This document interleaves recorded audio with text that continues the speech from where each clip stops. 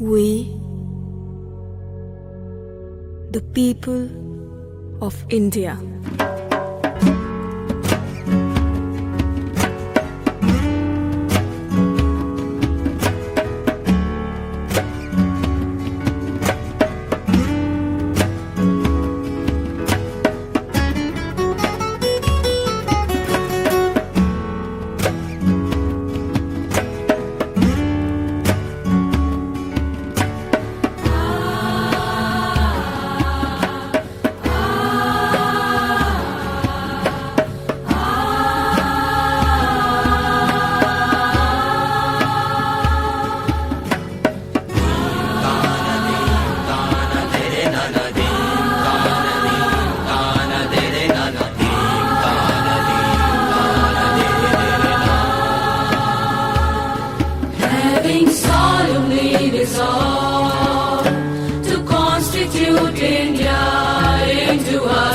Socialist, secular, democratic republic.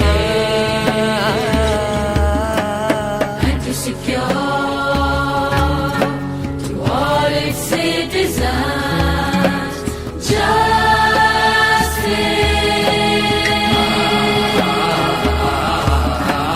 social, economic, and political. Liberty of thought, expression of belief, faith and worship, equality of status and of opportunity, and to promote among them all fraternity, assuring the dignity of the individual and the unity and integrity of the nation. In our Constituent Assembly, this 26th day of November 1949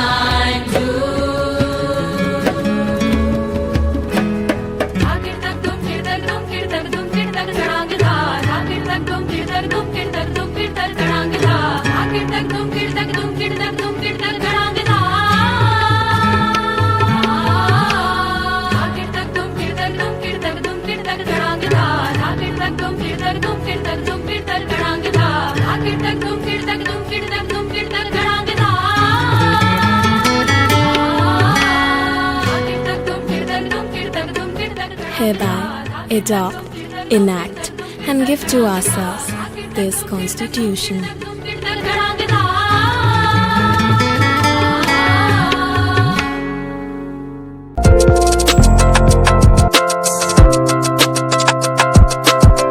first point इसमें आएगा we the people of India, यानी source of the power जो है Indian constitution की, ये भारत की जनता, यानी we the people of India ये है। यानी प्रेम्बल जो है, कॉन्स्टिट्यूशन जो है, ये भारत की जनता के लिए बनाया गया है। नेक्स्ट इसमें बात आती है 5 principle of the preamble, that is sovereign, socialist, secular, democratic, republic. Sovereign, it means supreme और independent. It has 2 different dimensions, external sovereign and internal sovereign. Our India, it is externally and internally sovereign country. हमारा भारत देश जो है ये externally और internally दोनों तरीके से सुप्रीम है, इंडिपेंडेंट है। External sovereign, which means the independence of states against the other states. International relation में हर स्टेट अपने आप में एक सॉवरेन है, यानी इंडिपेंडेंट है, यानी सुप्रीम है। यहाँ स्टेट का मतलब इंडिया से है। It is free from any external control, मतलब कोई भी बाहर का दूसरा देश अपने अंदर इंटरफेयर नहीं कर सकता। हम खुद से हर एक अदर स्टेट से इंडिपेंडेंट है, यानी फ्री हैं। इंटरनल सॉवरेन, हर स्टेट अपने अंदर की governance, laws, system and policies खुद से बना सकता है। अगर कोई लॉ लाना है तो उसे ले आ सकता है क्या? जी हाँ, बिल्कुल ले आ सकता है। पार्लियामेंट के अंदर किसी पुराने लॉ को अमेंड कर सकता है तो जी हाँ, बिल्कुल कर सकता है। आर्टिकल 368 ऑफ इंडियन कॉन्स्टिट्यूशन के अकॉर्डिंग। क्या उसे परमिशन लगेगी किसी दूसरे देशों की? नहीं ना, क्योंकि हम सुप्रीम है, हमारी गवर्नमेंट सुप्रीम है, उसके बनाए लॉ सुप्रीम है, और हमारा कोड भी तो सुप्रीम ही है ना, the supreme court of India. कोई भी कंट्री अपने आप में सॉवरेन होना बहुत बड़ी बात होती है। In the 26 January 1950 we have sovereign by the constitution. Next word है सोशलिस्ट। सोशलिस्ट यह वर्ड पहले से कॉन्स्टिट्यूशन के अंदर नहीं था, इसे बाद में 42nd अमेंडमेंट के अंदर 1976 में ऐड कर दिया गया था। It means we all are equal in relation to social and economic. By social equality, everyone is equal in the sense of caste, color, creed, sex, religion and language. By economic equality, the government equally distribute the source of the economic or wealth for basic standard of the living. लोगों के basic and fundamental need को पूरा करना है, जैसे कि रोटी, कपड़ा, मकान, पढ़ाई और दवाई। हमारा सोशलिज्म यह एक बैलेंस्ड सोशलिज्म है। Example of the case laws Minerva Mills Limited versus Union of India 1980। साथ ही में देख सकते हैं आप DS नकारा वर्सेस यूनियन ऑफ इंडिया 1983, जिसमें decent minimum standard of the living दिया गया है। अगला वर्ड है सेक्युलर, जो कि ऐड किया गया है 1976 में 42nd अमेंडमेंट के अंदर। इसके अंदर सारे रिलीजन्स के लिए टॉलरेंस और इक्वालिटी दी गई है। It means all religions are equal in the eye of law, सर्वधर्म समभाव। And we do not promote any official religion, मतलब इंडिया का कोई भी ऑफिशियल रिलीजन नहीं है। साथ ही में गवर्नमेंट किसी भी रिलीजन के फेवर या उसे डिस्क्रिमिनेट करने के खिलाफ किसी भी प्रकार का एक्ट नहीं कर सकती। And every person has right to preach, practice and propogate his religion which he chosen. Secularism के अंदर अगर हम केस लॉस की बात करें तो SR Bommai versus Union of India 1994 का एक केस है, जिसमें कहा गया था it was held that secularism is a part of basic structure of the constitution. काफी लैंडमार्क जजमेंट है ये। अपने इंडिया में UCC को लागू करने के लिए अगर कोई चीज रोक रही है तो यही चीज है, क्योंकि हम सेक्युलरिज्म इस वर्ड को वॉलेट नहीं कर सकते, और ना ही आर्टिकल 25 से लेकर 28 को, क्योंकि वो राइट टू रिलीजन के बारे में बात करते हैं।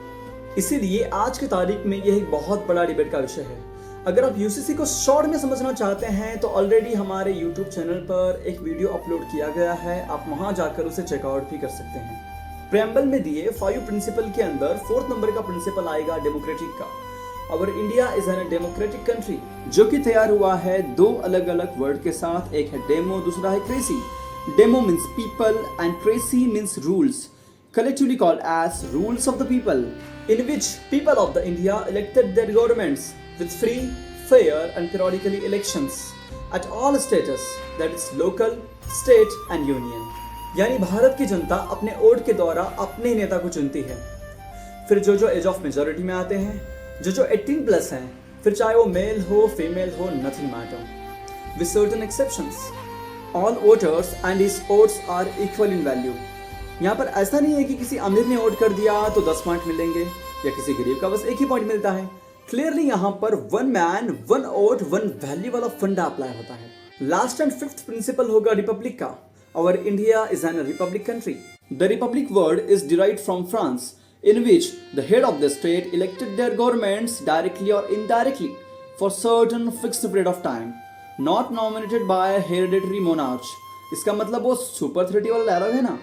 अरे आज राजा का बेटा राजा नहीं बनेगा, राजा वही बनेगा जो हकदार होगा। रिपब्लिक वर्ड यही बताता है। सेकंड क्लॉज दिया गया है ऑब्जेक्टिव क्लॉज का, जिसके अंदर हमें बताया गया है कि हम अपने इंडिया में क्या क्या ला सकते हैं, यानी हमें अपने इंडिया को क्या क्या देना चाहिए। कुछ मेन बातें इसमें बताई गई है, जिसे ऑब्जेक्टिव्स ऑफ द प्रीएम्बल भी कहा गया है, जिसके अंदर justice, liberty, equality and fraternity ये सब आते हैं। Justice, social, economic and political. Social justice, provide equal treatment to the all citizens and promote the rule of law. The fundamental rights in the part 3 of the constitution is also give a part in the social justice. Next is the economic justice, provide equal opportunity to the work, equal wages for equal works. Political justice, all citizens to participate in the political proceedings, participate in elections. Next word इसमें आएगा liberty का, the liberty of thoughts, expression, belief, faith and worship. Liberty का simply meaning होता है there is no any restrictions as related to the thoughts, expression, belief, faith and worship. इन सब चीज़ों के लिए आप पूरी तरीके से स्वतंत्र हो। गवर्नमेंट आपको किसी प्रकार का बर्डन नहीं लगा सकती, लेकिन साथ में आपको किसी के राइट को वॉलेट भी नहीं करना है। अगला वर्ड है इक्वालिटी। किस चीज़ की? Status and opportunity. It means providing equal right to the citizens. Government can not be discriminate to any person. For example, job, qualification discriminate कर सकते हैं, लेकिन किसी की caste, colour, creed, sex, religion इन सब के अनुसार नहीं कर सकते। लास्ट वर्ड इसमें आएगा फैटर्निटी का। द फैटर्निटी मीन्स वननेस और ब्रदरहुड, यानी इसमें भाईचारे की बात की गई है। यानी इसमें अगर सब ब्रदरहुड कहलाएंगे तो इंडिविजुअल की डिग्निटी या आइडेंटिटी बनी रहेगी और सारे भारतीयों के अंदर यूनिटी एंड इंटीग्रिटी बनी रहेगी। इसीलिए मैं यहाँ पर किसी के बारे में बुरा क्यों सोचूंगा, क्योंकि यहाँ पर सब मेरे भाई होंगे। इसके अंदर इंटीग्रिटी यह वर्ड को भी 42nd अमेंडमेंट में ऐड किया गया था इन द ईयर ऑफ 1976।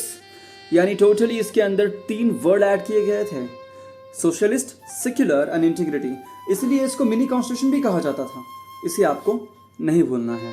तो दोस्तों, इसी तरह अपना प्रेम्बल जो है इस डेट को अपने इंडिया के अंदर अडॉप्ट किया गया, इनैक्ट कर दिया गया। Thank you so much.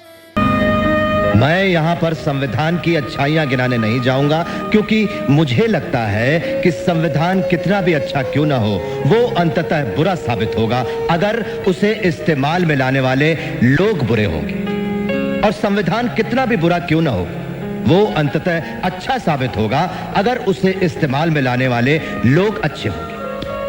इसलिए जनता और उसके राजनीतिक दलों की भूमिका को संदर्भ में लाए बिना संविधान पर कोई भी निर्णय देना या कोई भी टिप्पणी करना मेरे विचार में व्यर्थ होगा। धन्यवाद।